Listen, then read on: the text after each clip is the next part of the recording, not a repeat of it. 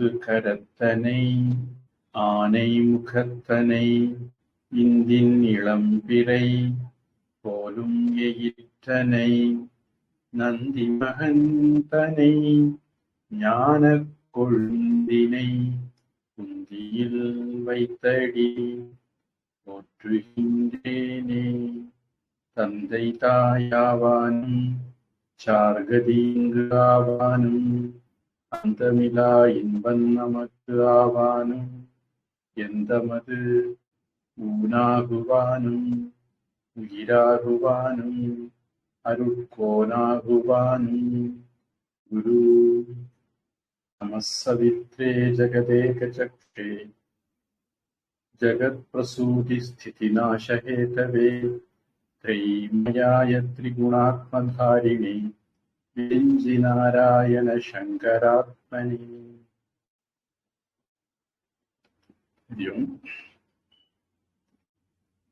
வகுப்பு தொடங்குறதுக்கு முன்னாடி ஒரு கேள்வி.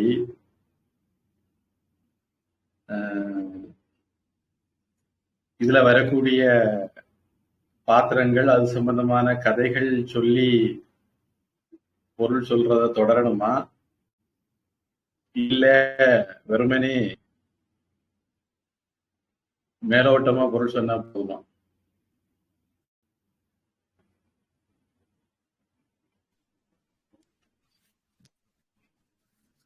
குருஜி, இப்போ நீங்க சொல்றது எனக்கு ரொம்ப பிரியமா இருக்கு குருஜி. நிறைய இதெல்லாம் உபன்யாசம் நிறைய கேட்டிருக்கோம். அதுக்கு ரிலேட்டடா நீங்க சொல்றத ஞாபகப்படுத்திக்கிற மாதிரி இருக்கு. எனக்கு இந்த இது ஓகே குருஜி, இதே மாதிரி சொன்னாலும் எனக்கு சரிதான்.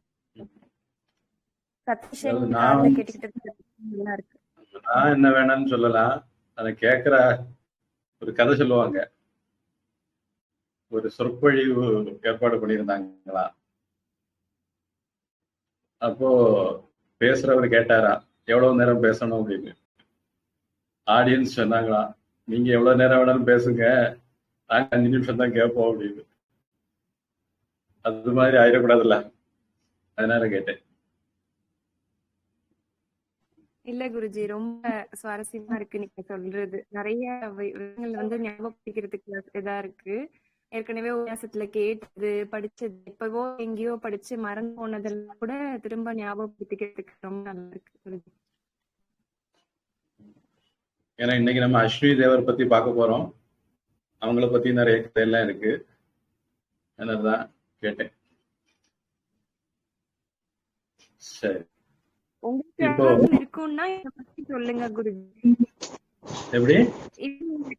இல்ல உங்களுக்கு ஆகாசம் இருக்குன்னா இந்த மாதிரி சொல்லுங்க குருஜி. இல்ல உங்களுக்கு அடுத்த வகுப்புல இருக்கு, நீங்க சகஸ்ரநாமம் கூட கேட்டிருந்தாங்க இல்லைங்க, இந்த மாதிரி அடுத்த வகுப்பு இருக்குன்னா நீங்க இதுக்கான சுருக்கம் இதுக்கான விளக்கோரையும் மட்டும் சொல்லுங்க குருஜி.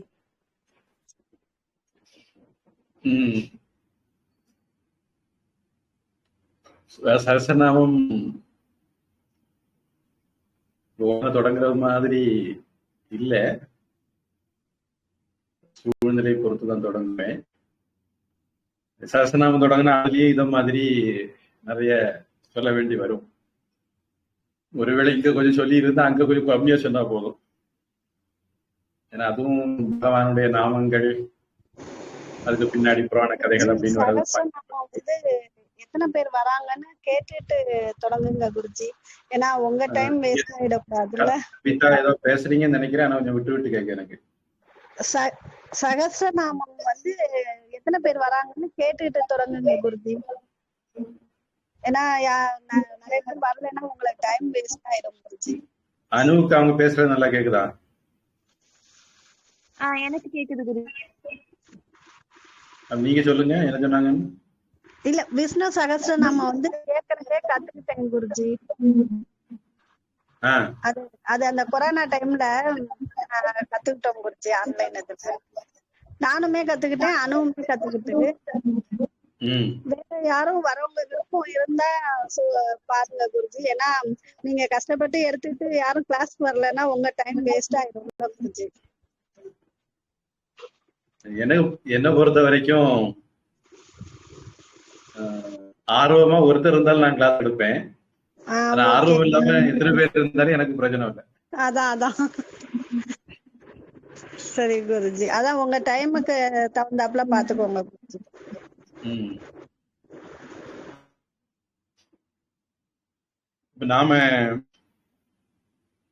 சந்தியாவந்தனம் அப்படின்னு ஒண்ணு உண்டு. அதுல சூரியனை வழிபடுறது ஆதிசங்கரர் 6 மதங்களை வழிபடக்கூடிய முறைகளை எல்லாம் ஏற்படுத்தியிருக்காரு. அதுக்கு காரணம் பெரும்பான்மையாக இருக்கக்கூடிய 6 மதங்கள். ஆனா நீங்க அந்த 6 மதங்களை பார்த்தீங்க அப்படின்னா சம்பந்தமே இல்லாம அதுல ஒண்ணு இருக்கும். 6 மதங்கள் என்னெல்லாம் அப்படின்னு பார்த்தோம் அப்படின்னா சௌரம், சூரியன், அதுல தத்திதம் சௌரம் அப்படிங்கிறது. எப்படி வசுதேவன் தத்திதம் வாசுதேவன், ஜனகன் தத்திதம் ஜானகி, திருதராஷ்டிரன் தத்திதம் தார்த்தராஷ்டிரர்கள், அருணன் தத்திதம் ஆருணி, பிருகு தத்திதம் பார்கவன். இந்த மாதிரி சம்ஸ்கிருதத்துல ஒரு முறை இருக்கு. அந்த பரம்பரை பிள்ளைகள் சிஷ்யர்கள் குறிக்கக்கூடிய விதத்துல தத்திதத்தை பயன்படுத்துவாங்க. அப்போ சௌரம்ங்கிறது சூரியன், அதுல இருந்து வரக்கூடிய தத்தித வார்த்தை. இப்போ சூரியனை வழிபடக்கூடிய வழிபாட்டு முறைக்கு சௌரம்னு பேர். ஆனா இன்னைக்கு நடைமுறையில நம்முடைய வாழ்க்கையில பாத்தீங்கன்னா சூரியனுக்கு நமக்கு சம்பந்தமே கிடையாது. ஏதோ தை 1ஆம் தேதி ஒரு பொங்கல் வைப்போம். அப்புறம் தமிழ்நாட்டுல நாம பின்பற்ற நாட்காட்டி முறையே சூரிய நாட்காட்டி தான். சூரியன் மேஷ ராசியில போகும்போது சித்திரை மாசம், அப்படி ஒவ்வொரு ராசி, அது 12 ராசி மாற மாற 12 மாசம். ஆனாலும் அவ்வளவுதான், பேருக்கு நாம் கே வாஸ் அப்படின்னு ஹிந்தியில சொல்றது மாதிரி பேரளவுக்கு தான் சூரியனுக்கு நமக்கு சம்பந்தம் இருக்குது. ஆனால் ஒரு வைதிகனுடைய வாழ்க்கையில, ஒரு இந்துவினுடைய வாழ்க்கையில, ஒரு சனாதன தர்மியுடைய வாழ்க்கையில சூரியன் ரொம்ப முக்கியமானவர். அது சந்தியாவந்தனம் பண்ற பழக்கம் போனதுனால நமக்கு அது தெரிய மாட்டேங்குது. சந்தியாவந்தனத்துல நாம வழிபடுறது சூரியனை தான். சூரிய நாராயணராக வழிபடுறோம். அந்த மந்திரம் சவித்ரு அப்படிங்கிற சூரியனுடைய பேரை வச்சு சாவித்ரி மந்திரம், அது நான் ஏற்கனவே சொல்லியிருக்கேன். அது காயத்ரி சந்தஸ்ல இருக்கிறதுனால காயத்ரி மந்திரம் அப்படின்னு சொல்றோம்.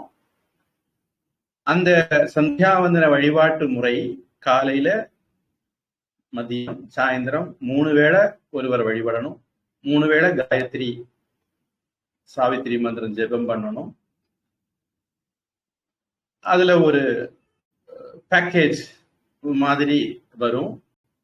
அதுல தியானம் இருக்கும், பிராணாயாமம் இருக்கும், அங்கநியாசம் கரநியாசங்கள் இருக்கும், 12 விஷ்ணுவினுடைய, அதாவது 12 ஆதித்யர்கள் பேரை சொல்லி வழிபடுறது இருக்கும், காண்ட ரிஷி தர்ப்பணம், பித்ரு ரிஷி தர்ப்பணம், இப்படி எல்லாம் தர்ப்பணங்கள் இருக்கும். ஒரு கடைசியில காலையிலையும் மாலையும் முடியும் போது ஒரு சமிதா தானம் அப்படின்ட்டு ஒரு குட்டி யாகம் வேள்வியும் இருக்கும். இப்படி ஒரு பேக்கேஜ். அதுல ஒரு மந்திரம் முடியும் போது சொல்லக்கூடிய ஒரு மந்திரம் தான் நான் நம்ம வகுப்பு தொடங்கும் போது சொல்ல முயற்சி பண்ணிட்டு இருக்கிறேன். 1-2 வகுப்புல அதை கொஞ்சம் முதல் 2 கால்ல ஒரு கால் விட்டு போய் சொன்னீங்க அப்படின்னு நினைக்கிறேன். முழு மந்திரம் இதுதான். நம சவித்ரே ஜெகதேக சக்ஷுஷே.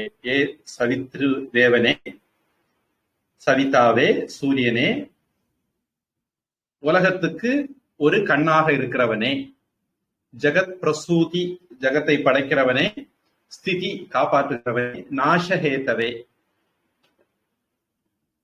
லய பண்ணுகிறவனே.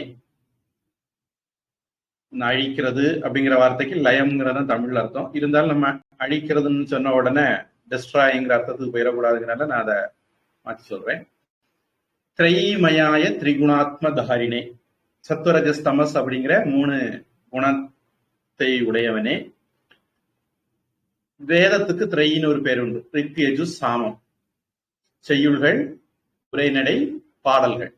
ரிக் யஜு சாமம் இந்த 3 சேர்ந்தனால திரைமயாய, வேதமயமாக இருப்பவனே, முக்குண வடிவானவனே. விரிஞ்சி நாராயண சங்கர ஆத்மனே, விரிஞ்சி பிரம்மா, நாராயணர், சங்கரன் முப்பெருந்தேவராக விளங்குபவனே. நமக, உனக்கு வணக்கம் அப்படிங்கிறது அந்த மந்திரம். நமக்கு இந்த ஆதித்ய ஹிருதயத்திலையும் அவர் முப்பெரும் கடவுளாக இருக்கிறாருங்கிறதும் வருது, முத்தொழில் செய்கிறார் அப்படிங்கிறதும் வருது. அப்படிங்கிறத ஞாபகப்படுத்திட்டு இப்ப நம்ம அஸ்வினி தேவர்கள், அஸ்வினவ்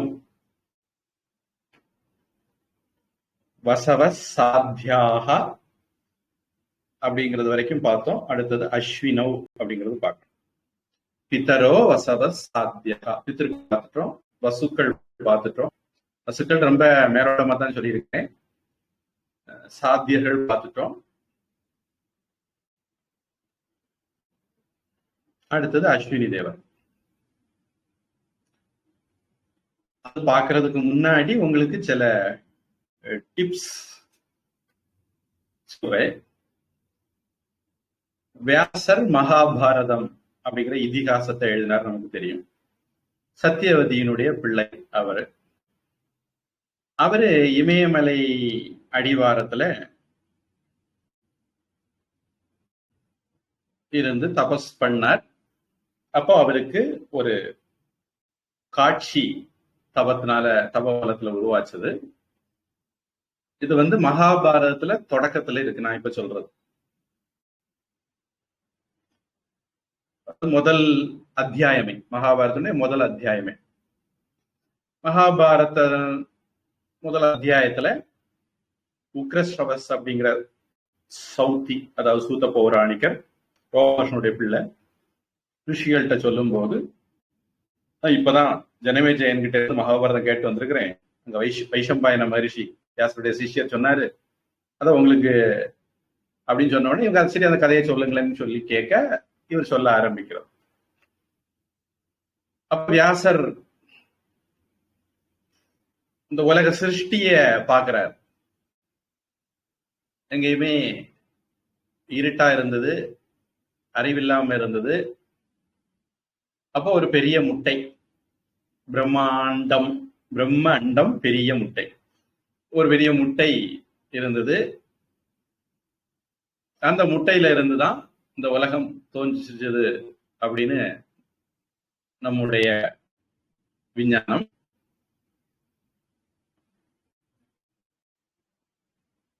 அந்த முட்டையில இருந்து பிரம்மதேவர் பிறந்தார். ஹிரண்ய கர்ப்பர் அப்படின்னு அதனால அவருக்கு ஒரு பேர். அது பொன்மயமான முட்டை. இது ஈஷாவாசிய உபநிஷத்துல இந்த பொன்மயமான முட்டை பற்றி பேச்சு வருது, வேற பல இடங்கள்லயும் வருது.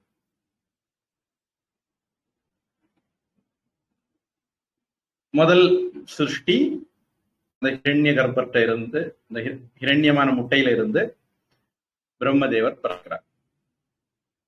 அடுத்து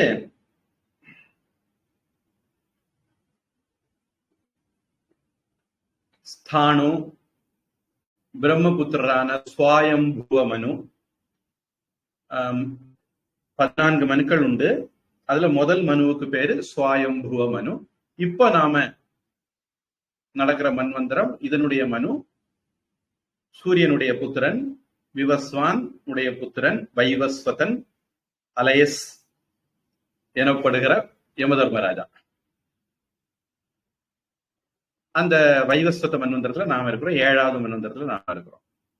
பொதுவா பூணூல் நாம புதுப்பிக்கிற ஆவணி மாசம் ஆவிட்டத்திற்கு புதுப்பிக்கும் போது மகா சங்கல்பம்னு ஒண்ணு பண்ணுவோம். அதுல இந்த விவரங்கள் எல்லாம் நாம சொல்லுவோம். அப்போ இந்த ஸ்வயம்புவ மனு, அவருக்கு பிரச்சேதஸ் அப்படிங்கிற பையன், அவருக்கு தக்ஷன் அப்படின்னு ஒரு பையன். இந்த இடத்துல லேச ஞாபகம் வச்சுக்கோங்க, வால்மீகி ராமாயணத்துல வரக்கூடிய ஒரு ஸ்லோகம்,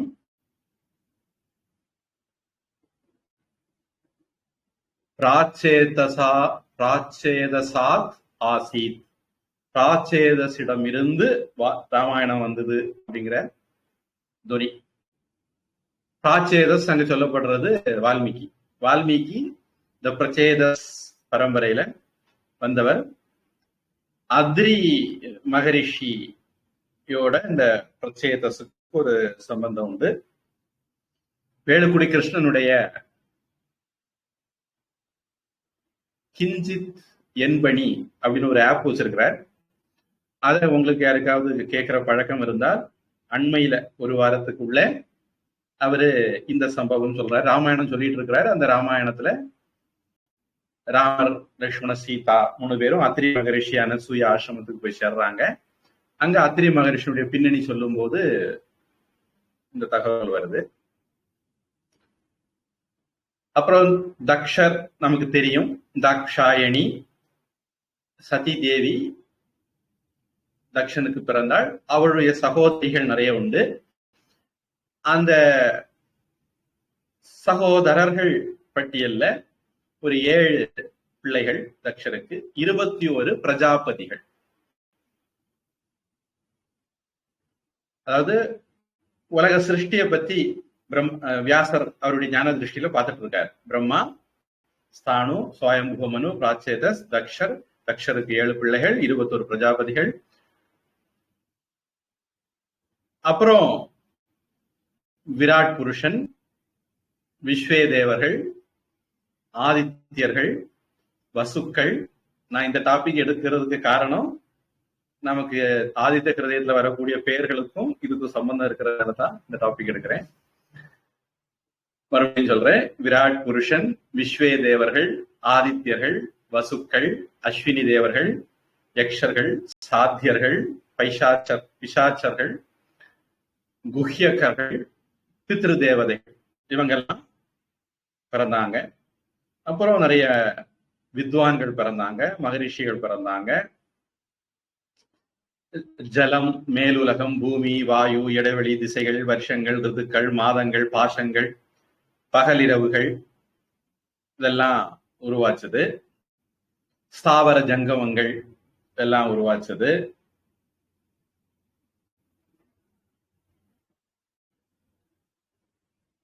இப்படி உருவானதெல்லாம் அடுத்தது பிரளயம் வரும்போது திருப்பி போய் ஒடுங்கிடும்.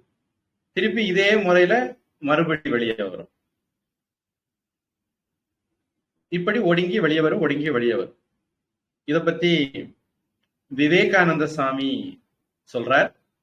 அவருடைய கொழும்பு முதல் அல்மோரா வரை ஸ்பீச்ல சொல்றார். யாழ்ப்பாணம் பேச்சு சொற்பொழிவு அல்லது கும்பகோணமா இருக்கும். விவேகானந்த சாமி சொல்றதுக்கு ஒரு காரணம், மகாநாராயண உபனிஷத்னு ஒரு உபனிஷத் இருக்கு, தைத்திரிய உபனிஷத். அதனுடைய தொடர்ந்து அடுத்த பகுதி மகாநாராயண உபனிஷத், கிருஷ்ண யஜுர்வேதத்துல வரக்கூடியது. அதுல இருந்துதான் நிறைய மந்திரங்கள் சந்தியாவந்தத்துல வருது. அதுல ஒரு இது அகமர்ஷண சூக்தம் அப்படிங்கிறது, பாவங்களை கழுவக்கூடிய சூக்தம். பொதுவா குளிக்கும் போது அந்த சூக்தத்தை சொல்ற பழக்கம் இருக்கு சம்பிரதாயத்துல. அதுல நம்ம நாட்டு நதிகளை பத்தி எல்லாம் நிறைய பேர் வருது. முன்காலத்துல நம்ம நாட்டுல என்னென்ன நதிகள் ஓடிச்சதுங்கிற பட்டியல் தெரியணும்னா அந்த சூக்தம் பார்க்கலாம். அந்த சூக்தத்துல ஒரு வரி,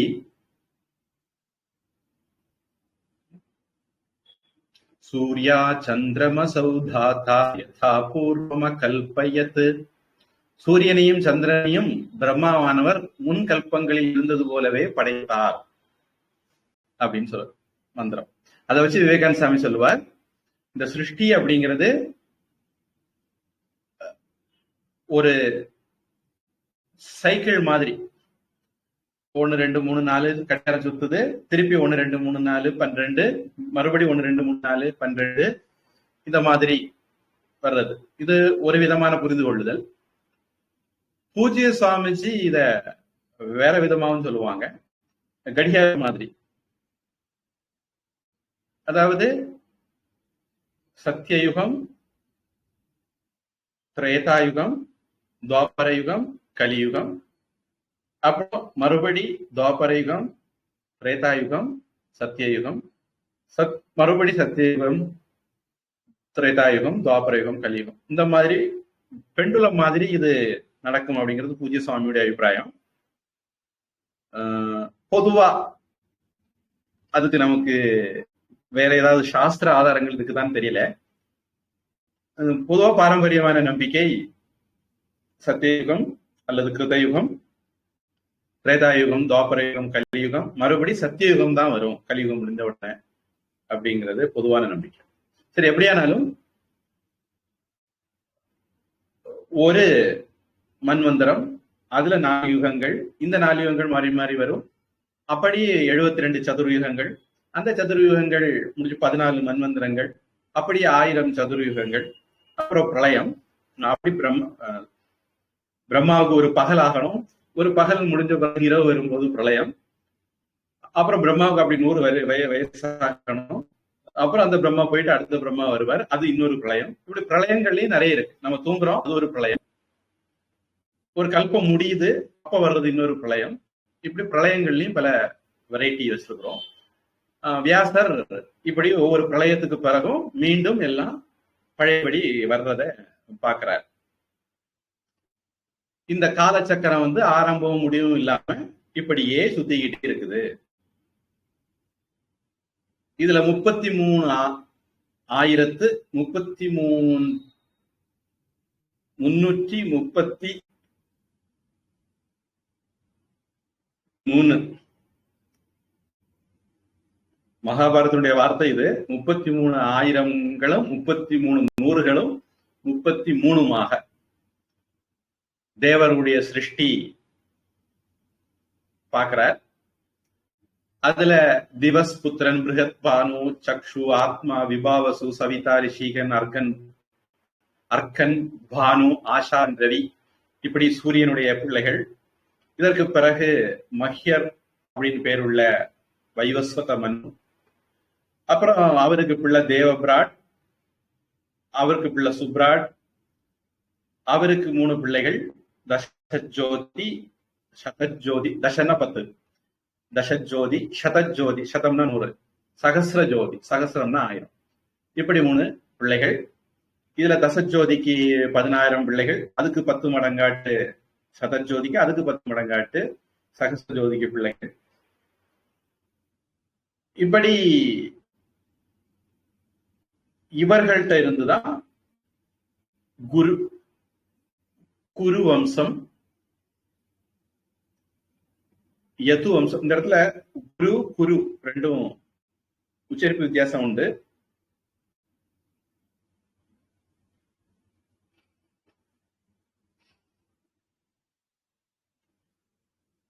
குரு அப்படிங்கிறது ஆசிரியர், குரு அப்படின்னா வெர்பா எடுத்துக்கிட்டா செய்கிறது.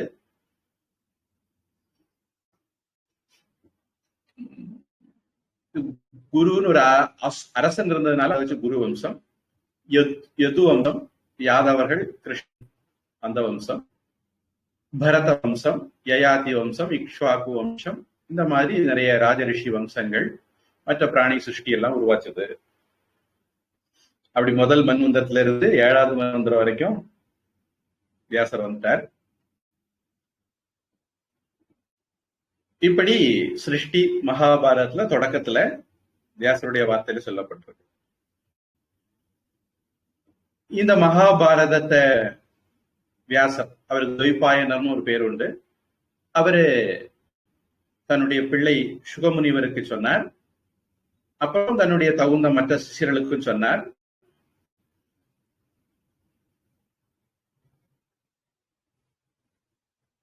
இதுல ஒரு சின்ன குறிப்பு மகாபாரதத்துல வருது. முதல்ல வேதங்களை தொகுத்த பிறகுதான் மகாபாரதத்தை எழுதினார் அப்படிங்கிற குறிப்பும் வருது. வரலாறு முக்கியம் அமைச்சரே அப்படின்னு சொல்றது மாதிரி, அதனால அதை சொல்லி வச்சு வேதங்களை 4ஆம் வகுப்பு தன்னுடைய 4 சிஷ்யர்களுக்கு கொடுத்தார். பைலர், ஜெய்மினி,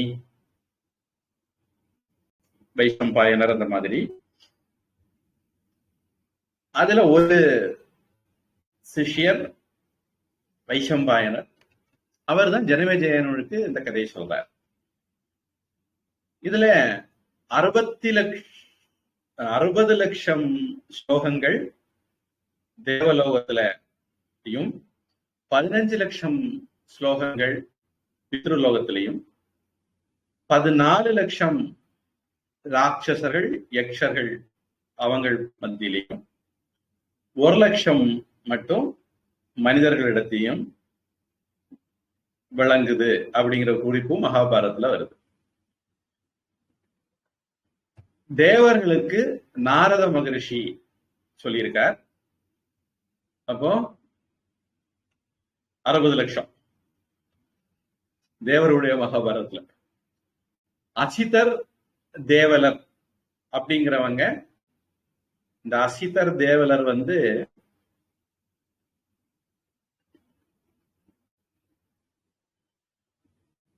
முக்கியமான 2 பேரு. எனக்கு இப்ப டக்குன்னு அது ஞாபகம் வரல. கீதையிலேயோ அல்லது மகாபாரதத்திலேயோ இவங்க 2 பேரும் சேர்ந்தே வருது. இதே மாதிரி சேர்ந்தே வருது. சரி, ஞாபகம் பிறகு ஞாபகம் சொல்றேன். அசிதர் தேவலர் இவங்க 2 பேரும் பித்தர்களுக்கு சொல்லியிருக்காங்க. அதாவது 15 லட்சம். அடுத்தது கந்தர்வர்களுக்கும் ராட்சசர்களுக்கும் யக்ஷர்களுக்கும் சுக மகரிஷி சொல்லியிருக்கார். அப்புறம் வியாசருடைய சிஷ்யரான வைஷம்பாயனர் இத பரீட்சித்தினுடைய பையன் ஜனமேஜய ராஜாவுக்கு சொல்லியிருக்கிறார்.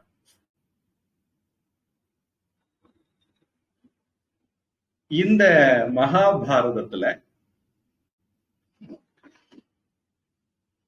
ஷவன மகரிஷி பத்தி ஒரு கதை வருது. அங்க அஸ்வினி தேவர்கள் உடைய வரலாறுன்னு சொல்ல முடியாட்டாலும் ஒரு வரலாற்று ஒரு பகுதி வருது. 1. 2வது,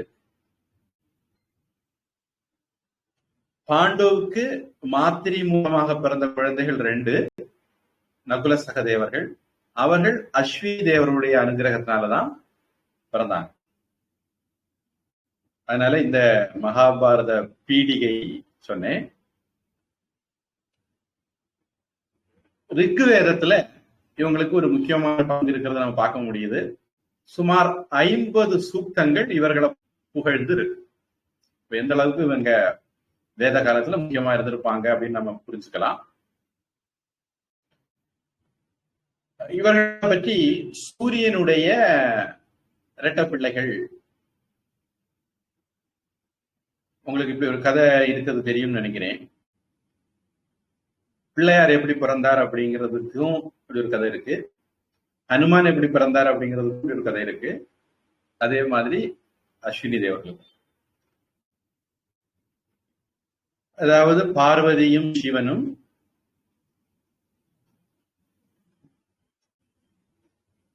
கரியதன் உருவுமை கொளமிகு கரியது அப்படின்ட்டு திருப்புகழ்ல இந்த கதை வருது. கரியதன் உமை உரு கொளமிகு கரியது அப்படிங்கிற பாடல்ல உமாதேவி பெண் யானை வடிவம் எடுத்தாங்களாம், சிவபெருமான் ஆண் யானை வடிவம் எடுத்தாரா. அப்படி அவங்களுக்கு பிறந்ததுதான் யானை முகம் உள்ள பிள்ளையார் அப்படின்னு அந்த கதை. இதே மாதிரி அனுமான் பிறப்புலையும் கதை இருக்கு. இங்க அஸ்வினி தேவர்கள்லயும் சூரியன் மனைவி சக்ஞா தேவி, அல்லது அவங்களுக்கு இன்னொரு பேர் உண்டு, சக்ஞா அப்படிங்கிற பேரை கொஞ்சம் வச்சுக்குவோம், பேர் ஞாபகம் வரும்போது மறுபடியும் சொல்றேன். அவங்க பெண் குதிரையா மாற, சூரியன் ஆண் குதிரையா மாறி, அப்படி அவங்களுக்கு பிறந்ததுதான் இந்த அஸ்வினி தேவர்கள். அஸ்வினி குமாரர்கள், ரெட்ட பிள்ளைகள் அப்படின்னு ஒரு கதை இருக்கு. இவர்களை இரவு பகலுக்கு தேவதைகளா சொல்ற பழக்கம் இருக்கு. பூமி வானத்துக்கு தேவதைகளா சொல்ற பழக்கம் இருக்கு. சூரிய சந்திரர்களுக்கு தேவதைகளா சொல்ற பழக்கமும் இருக்கு. இவர்கள் உண்மையிலே 2 ராஜாக்கள் தான். அதுக்கு பிறகு அவர்கள் தெய்வத்தன்மையை அடைந்து தேவர்களாக மாறினார்கள். அப்படியும் கதை இருக்கு. துருவன் இருந்த துருவ நட்சத்திரமானார் அப்படின்னு பாக்குறோம். அந்த மாதிரி பொதுவா விடியலுக்கு முன்னாடி இருக்கிற அந்த பிரம்ம முகூர்த்தத்துல இருக்கக்கூடிய அரை குறை வெளிச்சமாகவும் இவங்களை பார்க்கிறவங்க இருக்காங்க. பொதுவாக இவர்கள் ரொம்ப இளமையானவர்கள் அப்படிங்கிறதாக சொல்லப்படுறாங்க. எப்பவுமே இவங்க அடுத்தவங்களுக்கு நல்லதுதான் செய்வாங்க. அப்புறம் இவங்க தேர்ந்த வைத்தியர்கள். வைத்தியர்கள்னு சொல்லும் போது கரகர சுஸ்ருதர் முன்னோடி மாதிரி. பொதுவாக நம்ம இன்னைக்கு அறுவை சிகிச்சையின் தந்தை கரகர் சுஸ்ருதர்லாம் சொல்றோம். ஆனா உண்மையிலே அவர்களுக்கு தந்தை பாப் வைத்தியத்தின் தந்தை அப்படின்னு ஒருவேளை அஸ்வினி குமார்களை சொல்லலாம். இவர்கள் அறுவை சிகிச்சை பண்ணுவாங்க, வைத்தியம் பண்ணுவாங்க. குணப்படுத்துறது, இளமை திரும்ப வைக்கிறது, பிளாஸ்டிக் சர்ஜரி, உறுப்பு ஒட்டு அறுவை சிகிச்சை இல்ல அழகு அறுவை சிகிச்சையா, அதுல எல்லாம் இவங்க கில்லாடிகளா இருந்ததாக நமக்கு தகவல்கள் தெரியுது.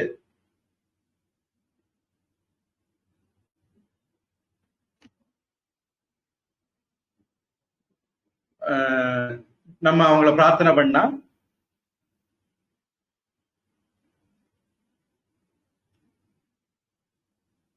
குழந்தைகள், செல்வம், ஆரோக்கியம், எதிரிகளிலிருந்து காப்பாத்துறது இதெல்லாம் கூட கிடைக்கும் அப்படின்னு நமக்கு தெரியுது.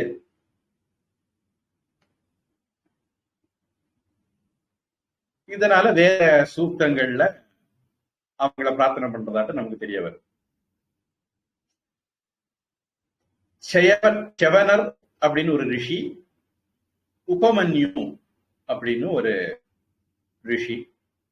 இந்த 2 பேரை பத்தின கதையும் மகாபாரதத்திலேயே வருது. 3ஆவதாக மாதிரிக்கு குழந்தைகள். இதுல செவனருக்கு இளமை கொடுத்தார் அப்படிங்கிறதாகவும், உபமன்யுவுக்கு கண் இழந்து போன அவருக்கு கண் கொடுத்தார் அப்படின்னும், மாதிரிக்கு குழந்தை வரம் கொடுத்தார் அப்படின்னும் கதைகள் நாம பார்க்கிறோம்.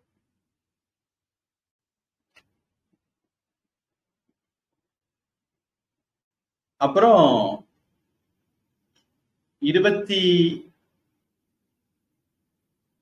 அல்லது 27 நட்சத்திரம் சொல்லும் போது முதல் நட்சத்திரம் பேரே அஸ்வினி.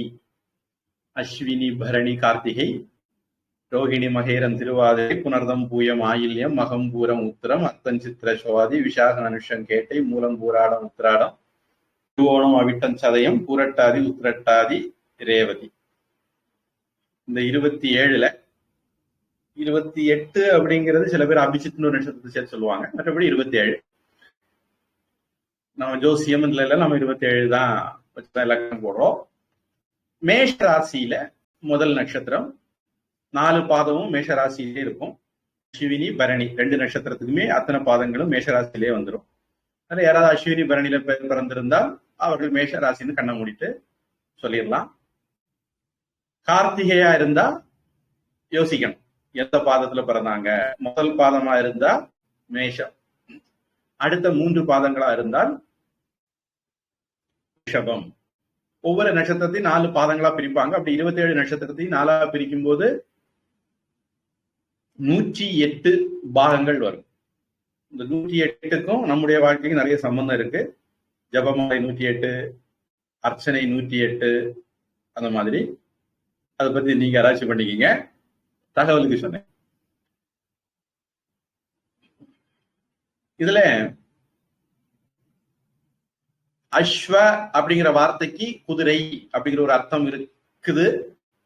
அதனால அந்த குதிரை கதையெல்லாம் வந்திருக்கலாம்.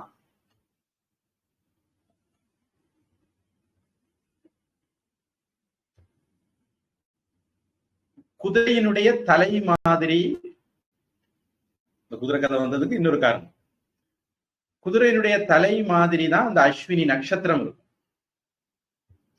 பொதுவா நீங்க பாத்தீங்கன்னா நாம எந்த அளவுக்கு வானியல் அறிவோட இருந்திருக்கிறோம் அப்படிங்கிறதுக்கு இதெல்லாம் ஒரு ஆராய்ச்சி பண்ண வேண்டிய விஷயங்கள். நிறைய பேர் இதெல்லாம் பத்தி தெரியாமலேயே அறவேக்காடுகள் என்னென்னமோ இந்து மதத்தை பத்தி பேசிடுவாங்க. மேஷம் அப்படிங்கிறது ஆடு மாதிரி இருக்கிறதுனால மேஷம்னு பேரு, காளை மாதிரி இருக்கிறதுனால ரிஷபம்னு பேரு, ரெட்டை குழந்தைகள் மாதிரி இருக்கிறதுனால மிதுனம்னு பேரு, சிங்கம் மாதிரி இருக்கிறதுனால சிம்மம்னு பேரு, இப்படி மீன் மாதிரி இருக்கிறதுனால மீனம்னு பேரு. அந்த நட்சத்திர கூட்டங்களுக்கு ஒரு கற்பனை உரு கொடுத்தால் அது இந்த உருவத்துல இருக்குங்கிறத வச்சுதான் அந்த நட்சத்திர கூட்டங்களுக்கு நாம பேரே கொடுத்துருக்கோம். அப்ப நமக்கு எந்த அளவுக்கு வானியல் அறிவு இருந்திருந்தால் இந்த பேரு கொடுத்துருப்போம். அது மாதிரி அஸ்வினி நட்சத்திரத்துக்கு ஏன் பேருன்னா அது குதிரை முகம் மாதிரி இருக்கிறதுனால, குதிரையினுடைய தலை மாதிரி இருக்கிறதுனால அஸ்வினி நட்சத்திரம்னு பேரு. ஏரிஸ் அதாவது மேஷ ராசியினுடைய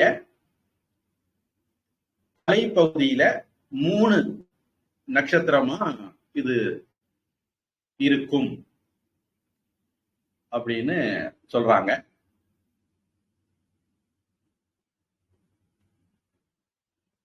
இதை பத்தி கூடுதல் உங்களுக்கு ஒரு ஐடியா வர்றதுக்கு ஒரு டிப்ஸ்,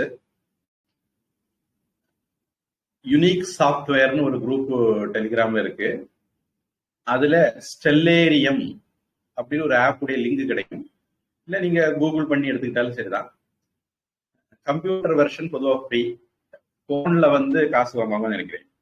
அந்த ஸ்டெல்லேரியம்ல போறீங்கன்னா அது உங்களுக்கு இந்த நேரத்துல வான நிலைமை எப்படி இருக்கு, 100 வருஷம் முன்னாடி எப்படி இருந்திருக்கும், 100 வருஷம் பிறகு எப்படி இருக்கும், இதெல்லாம் பார்க்கலாம். கிரகணம் நடக்குதுன்னா நீங்க கிரகணம் நடக்கிறதுக்கு முன்னாடியே உங்க வீட்டுல இருந்து பார்க்கணும் பாத்துக்கலாம். அந்த டைமை கொடுத்துட்டீங்கன்னா அந்த டைம்ல என்ன நடக்கும் அப்படிங்கறது காட்டிடும். அதுல சில ஆப்ஷன் இருக்கு. அதுல உருவங்களை காட்டு நட்சத்திர மண்டலத்தை உருவங்களா காட்டுன்னு சொல்லி கிளிக் பண்ணீங்கன்னா அது ஒரு ரப்பான உருவம் கொடுத்துரும். கன்னி, துளை, மகரம், இந்த மாதிரி ஷேப் போட்டு அதுல எங்கெங்க எந்தெந்த நட்சத்திரம் உட்கார்ந்து இருக்கு அப்படிங்கறதெல்லாம் காட்டும். ஒரு கிராபிக்ஸா பார்த்து ஒரு ஐடியா வரணும், இதை பத்தி இன்னும் கொஞ்சம் நாங்க ஆழமா தெரியணும்னா அந்த ஸ்டெல்லேரியம் ப்ரோக்ராமை பயன்படுத்திக்கலாம். அது கொசுறு உங்களுக்கு. இப்போ அந்த செவன மகரிஷி அதை பார்த்தா, செவனர் ஒரு மகரிஷி இருந்தாரு. இவர் பிருகு மகரிஷிக்கும் புலோமா அப்படிங்கிற அவருடைய மனைவிக்கும் பிறந்த ரிஷி அப்படின்னு ஒரு வெர்ஷன் சொல்லுது. நம்ம இந்த இடத்துல கொஞ்சம் கவனமா சம்ஸ்கிருத ஸ்லோகங்களை படிக்கலைன்னா நாம கன்ஃபியூஸ் ஆயிடுவோம். இப்ப செவனர் பார்கவர் அப்படிங்கிற வார்த்தை பயன்படுத்தி இருந்ததுன்னா, இந்த பார்கவர் அப்படிங்கிற வார்த்தை சுக்ராச்சாரியாருக்கும் பொருந்தும், சேவனருக்கும் பொருந்தும். சேவனர் பார்கவர்னு சொல்லும் போது கொஞ்சம் கவனமா இருக்கணும். இப்போதைக்கு பிருகு மகரிஷி பிருகுர்வை வாருணிஹி வருணம் பிதரமுபசசார அதீகி பகவோ பிரம்மேதி. பிருகு வாருணியான பிருகு. அப்ப வருணனுடைய பிள்ளை பிருகு. வருணன்கிற அப்பாட்ட போனாராம். போய் அப்பா எனக்கு கடவுளை பத்தி சொல்லுங்க, பிரம்மத்தை பத்தி சொல்லுங்க அப்படின்னு கேட்டாராம். அப்போ யதோ வாய் அப்பா பதில் சொன்னாராம் வருணர், யதோ வாயுமானி பூதானி ஜாயந்தே ஏன ஜாதானி ஜீவந்தி யத் ப்ரியந்த்யபிஷம் விஷந்தீதி தத் விஜிக்ஞாசஸ்வ தத் பிரம்மேதி சகோவாச்ச. எதுல இருந்து இந்த உலகம் படைக்கப்படுதோ, எதனால இந்த உலகம் காப்பாற்றப்படுதோ, எதுல இந்த உலகம் போய் ஒழுகுதோ அதுதான் பிரம்மம். அதை பத்தி ஆராய்ச்சி பண்ணு, கண்டுபிடிச்சுக்கோ அப்படின்னு சொன்னார். அப்படின்னு இந்த மந்திரத்தை மனசுல வச்சுக்கிட்டு தான் வியாசர் பிரம்மசூத்திரத்துல ஜென்மாத்யஸ்ய யதஹ அப்படிங்கிற 2வது சூத்திரம் எழுதுறாரு. சரி, நம்ம இப்ப இங்க வந்தா அந்த பிருகு முனிவர், அவருடைய மனைவியர் புலோமா. இனி பௌலோமர்கள்னு ஒரு வார்த்தை எங்கேயாவது வந்தா ஞாபகம் வச்சுக்கோங்க. இந்த புலோமாவுடைய பிள்ளைகள் அல்லது பரம்பரையை சார்ந்தவர்கள் பௌலோமர்கள் பேரு. என்னுடைய ஞாபக சக்திக்கு அர்ஜுனன் பௌலோமர்களை வெற்றி கொண்டான்ற மாதிரி மகாபாரதத்துல வருது. சரி, பரசுராமருக்கும் பார்கவர் அப்படின்னு சொல்லுவாங்கன்னு நினைக்கிறேன், ஏன்னா குரு வம்சத்துல வர்றதுனால. இவருக்கு செவனர்ங்கிற பெயர் ஏன் வந்தது? இது ஒரு காரண பெயர். செவனர் அப்படிங்கிறது கீழே விழுகிற அப்படிங்கிற அர்த்தம் தரக்கூடிய வார்த்தை. செவன், செவந்தே, செவந்தி அப்படிங்கிற வார்த்தையெல்லாம் பகவத்கீதை ஸ்லோகங்கள்ல வருது.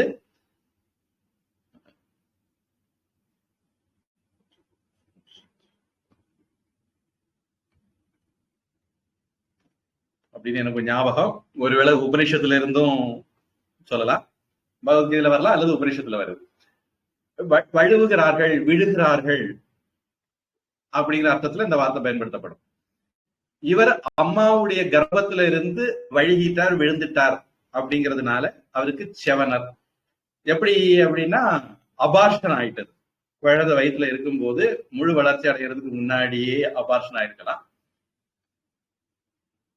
என்ன ஆச்சுதுன்னா, இந்த அம்மா வயிற்றுல இருக்கும்போது ஒரு அரக்கன் வந்து அந்த அம்மாவை மிரட்டுறான்.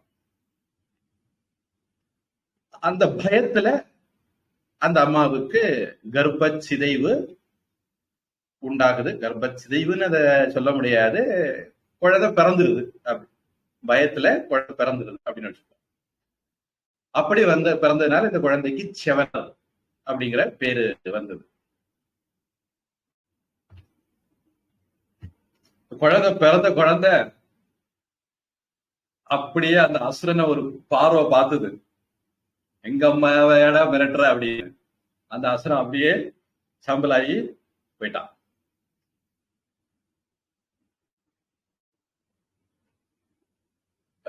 இந்த செவன பிறகு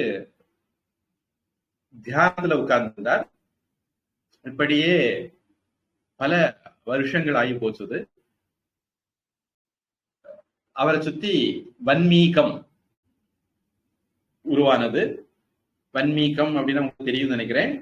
அதுல இருந்தா வால்மீகிங்கிற பேர் வந்தது. வால்மீகி ரிஷி ராம ராம ராம ராம ராம ராம ராம ராமன் ராம மந்திரம் ஜபிக்கும் போது அப்படியே உட்கார்ந்து பல காலமா ஜபிச்சதுனால அவரை சுற்றி புற்று மூடிட்டது. அந்த புற்றுல இருந்து வெளிவந்ததுனால, வன்மீகத்திலிருந்து தோன்றதுனால தத்தினம் வால்மீகி. வால்மீகி அப்படின்னு அவருக்கு பேர். வல்மீகத்திலிருந்து வெளிவந்ததுனால வால்மீகி. அது மாதிரி இவரை சுற்றி புற்று வந்துட்டது. இந்த சமயத்துல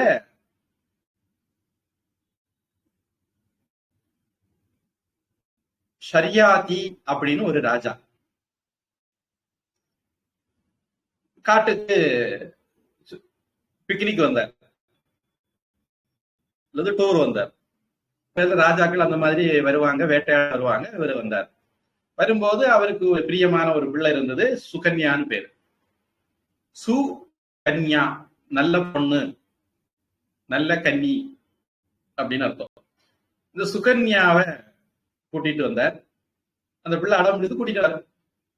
எப்பவுமே அப்பாவுக்கு பொம்பளை பிள்ளைகள் மேல ரொம்ப பாசம் செல்லம் எல்லாம் இருக்கும்.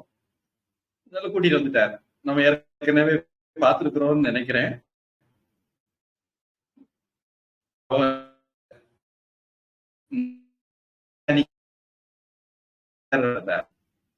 அப்போ அதே மாதிரி ராஜா ஷரியாதி சுகன்யாவை கூட்டிட்டு காட்டுக்கு வந்தார். இப்போ ராஜா வேட்டையாடிட்டு இருக்கும்போது இந்த பிள்ளை அப்படி சும்மா சுற்றி விளையாடிட்டு இருந்தது. விளையாடும் போது ஒரு இடத்துல ஒரு புற்றை பார்த்தது. அந்த புற்றுல இருந்து ஒரு வெளிச்சம், நல்ல ஒரு பிரகாசம் வெளியே வர்றது மாதிரி இருந்தது. ஒரு குச்சியை விட்டு ஏன் இந்த பிரகாசம் வருது அப்படின்னு சின்ன பொண்ணு கன்யா குத்தி பார்த்தா. பொதுவா கன்யா அப்படிங்கிற வார்த்தை டீனேஜ் பெண்களுக்கான ஒரு வார்த்தை. பேதை, பெதுவை, மங்கை, மடந்தை, அறிவை, தெரிவை, பேரிளம் பெண் அப்படின்னு 7 விதமான பருவங்கள் தமிழில. மங்கை அப்படிங்கிற தமிழ் வார்த்தைக்கு நிகரானது கன்யா அப்படிங்கிறது. அதனால கன்யா, குமரி. குமரி, கன்யா ரெண்டும் கிட்டத்தட்ட ஒரே மாதிரியான அர்த்தம் உள்ள வார்த்தைகள்னு சொல்லலாம். பாலா அப்படிங்கிறதுக்கு அர்த்தம் வேற. பொதுவா பாலா பருவத்துலதான் குழந்தைகளை வழிபடுவாங்க. பாலாம்பிகை. பாலாங்கிறது சடங்காகிறதுக்கு முன்னாடி உள்ள பருவத்துக்கு பாலான்னு பேரு. சடங்கான பிறகு கன்யா அல்லது குமரி அல்லது மங்கை அந்த மாதிரி பேர். அப்ப இந்த பொண்ணு, இந்த கன்னி பொண் அந்த வெளிச்சம் வரக்கூடியத என்னதான் குத்தி பார்க்குது. ஒரு குச்சி எடுத்து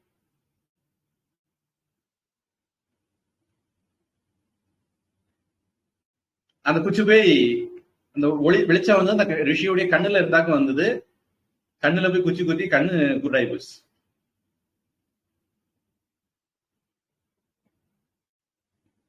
அப்போ ரிஷி முழிச்சாரு. ராஜா வந்து ரிஷிகிட்ட மன்னிப்பு கேட்டார். அப்போ இதுக்கு பிராயசித்தம் ஏதாவது பண்ணணும்னா பண்ணிடலாம், கோவப்படாதீங்க, பிள்ளைய சமைச்சிடாதீங்க அப்படின்னு ராஜா கேட்டார். சின்ன பொண்ணு. அப்போ ரிஷி சொன்னார், இனி எனக்கு கண் பார்வை இல்லை, இனி நான் எப்படி என் காரியங்களை பார்ப்பேன், அதனால உன் பிள்ளை எனக்கு கட்டி கொடு, அவ எனக்கு தொண்டு பண்ண சொல்லு அப்படின்னு. அதனால ராஜா சரி, பிள்ளை பண்ண தப்பு தானே, அதுக்கு இதுதான் நியாயமான பரிகாரமா இருக்கும் அப்படின்னு பிள்ளைய கட்டி கொடுத்துருவாரு. ராஜாவுக்கு ஒரு தயக்கம். ஏன்னா செவனர் படு கிழம், தொண்டு கிழமா இருக்கார். பொய்மையும் ஒரு கிழவனுக்கு நம்ம பிள்ளைய கட்டி கொடுக்குதா அப்படின்னு அவருக்கு ஒரு தயக்கம். மகள்கிட்ட அபிப்பிராயம் கேட்டார். மக சொன்னா, நான் பண்ண தப்புக்கு பிராயச்சித்தம் பண்ணணும், அப்புறம் கணவர் இளைஞனா இருந்தா என்ன, கிழவனா இருந்தானே, எல்லாரும் என்னைக்காவது ஒரு நாள் ஆகத்தானே, கிளவி ஆகத்தானே வேணும். ஜென்ம மிருத்யு ஜரா வியாதி துக்க தோஷானு தர்ஷனம் அப்படின்னு பகவத்கீதை சொல்லுது. ஜாதஸ்யஹி துருவோ மிருத்யுஹு துருவம் ஜென்ம மிருத்தஸ்ய அப்படின்னு பகவத்கீதை சொல்லுது. தேகினோ அஸ்மின் யதா தேகே கௌமாரம் யௌவனம் ஜரா அப்படின்னு பகவத்கீதை சொல்லுது. அதனால முதுமை அப்படிங்கிறது, பிணி மூப்பு சாக்காடு அப்படிங்கிறது உடல் சரீரத்தினுடைய சுபாவம் தானே. அதனால இதுல என்ன பெருசா அலட்டிங்கிறதுக்கு இருக்கு. அவருக்கு நான் தொண்டு செய்யறத விரும்புறேன், நான் செய்ததுக்கு அதான் சரியான பரிகாரமா இருக்கும், நான் அதனால கிடைக்கிறேன் அப்படின்னு அந்த பொண்ணு ரொம்ப சந்தோஷமா சொல்லிட்டது. அப்புறம் கணவனுக்கு நல்ல விதமா சுশ্রூஷைகள், பணிவிடைகள் அந்த பொண்ணு பண்ணிச்சது.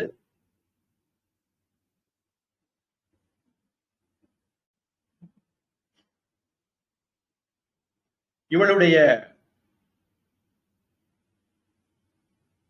பதிவிரதா தர்மத்தினால அஸ்வினி தேவர்கள் சந்தோஷப்பட்டு, அதுக்கு பின்னாடி ஒரு கதை இருக்கு, அது மகாபாரதத்துல டீட்டெயிலா இருக்கு. நீங்க இதை பத்தி கூடுதல் தெரியணும்னா என்னுடைய மலேசிய மகாபாரத வகுப்பை கேட்டுக்கிடுங்க. அதுல முழு விலாவாரியா கதை சொல்லியிருக்கிறேன். அப்போ அஸ்வினி தேவர்கள் மகிழ்ந்து சிவன மகரிஷிக்கு இளமைய கொடுப்பாங்க. அவரு என்ன பண்ணுவாரு, தனக்கு இடமை தந்ததுனால யாகத்துல அஸ்வினி தேவர்களுக்கும் ஒரு பங்கு கொடுப்பார். அது வரைக்கும் அஸ்வினி தேவர்களுக்கு யாரும் பங்கு கொடுக்கறது இல்ல. இவரு யாகத்துல பங்கு கொடுப்பார். இந்திரன், அக்னி, கர்ணன் இவங்களோட சேர்ந்து அஸ்வினி தேவர்களுக்கும் ஒரு பங்கு சிவன மகிழ்ச்சி கொடுக்க ஆரம்பிச்சார்.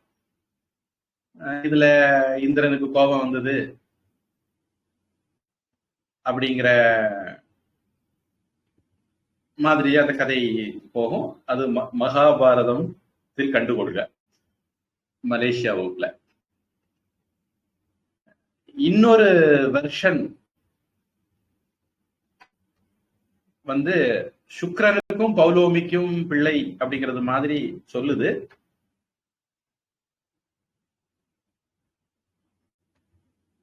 அதுக்கு சில ரெஃபரன்ஸும் கூட கொடுக்காங்க.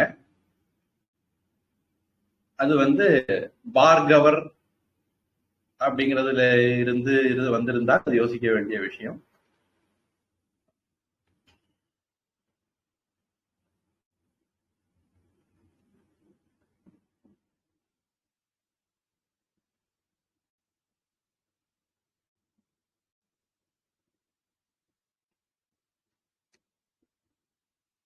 அந்த இன்னொரு வெர்ஷன் வந்து அஸ்வினி தேவர்கள்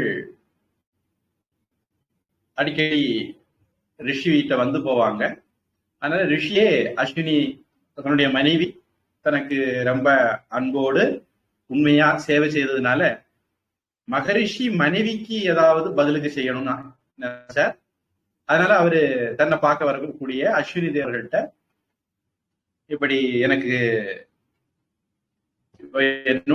எனக்காக வேண்டி அவளுடைய இளமையை தொலைச்சு வாழ்நாளை வீணாக்கிட்டா, அதனால அவளுக்கு நான் ஏதாவது நல்லது பண்ண விரும்புறேன், அதனால எனக்கு இளமை தரணும்னு கேட்க அஸ்வினி தேவர்கள் பக்கத்துல இருந்த ஒரு குளத்துல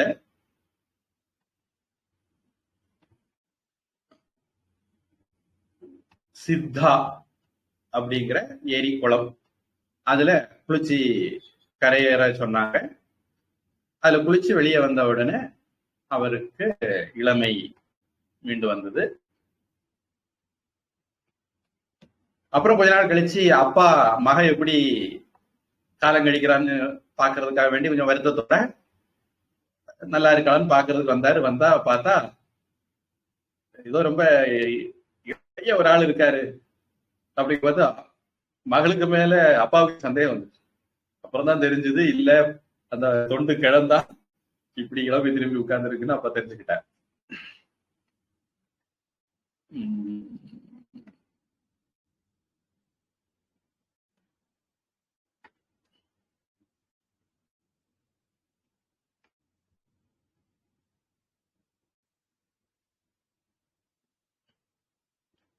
அது மாதிரி இந்த சிவன மகரிஷி அஸ்வினி தேவர்களுக்கு சோமத்துல பங்கு கொடுத்ததுனால, யாகத்துல அவிர்வாகத்துல பங்கு கொடுத்ததுனால இந்திரனுக்கு கோபம் வந்து இந்திரன் இவரை கொல்ல வந்தாருன்னு அஸ்வினி தேவர்கள்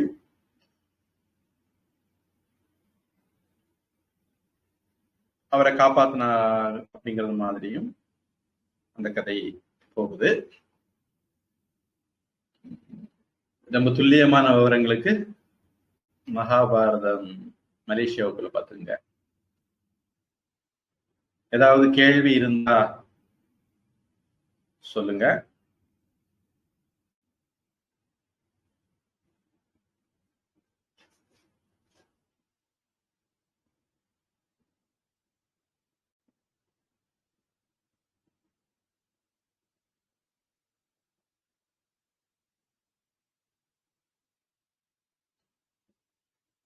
பிதரோ வசவ சாத்யாஹ ஹ்யஸ்வினௌ மருதோ மனுகு. இனி மருத் அப்படிங்கறத பத்தி நம்ம பார்க்கணும். மருத்துகளுக்கு பின்னாடியும் மாதிரி ஒரு கதை இருக்கு. அது இந்திரன் சம்பந்திச்சு உள்ள கதை தான். இந்திரனுக்கு சித்தி திதி இந்திரன் மாதிரி தனக்கு ஒரு பிள்ளை வேணும் அப்படின்னு கஷ்யப மகரிஷிட்ட கேட்கவும், கஷ்யப மகரிஷி சில கண்டிஷனோட அதுக்கு ஒத்துக்கிடவும், அவங்க குழந்தை உண்டாகி இருந்த போது இந்திரன் சித்திக்கு இந்த விஷயம் தெரிஞ்சுக்கிட்டு சித்திக்கு தொண்டு பண்ண போனதாகவும், ரொம்ப நல்ல பிள்ளையா தொண்டு பண்ணதாகவும் அந்த கதை போகும். கூடுதல் விவரங்கள் அடுத்த வாரம்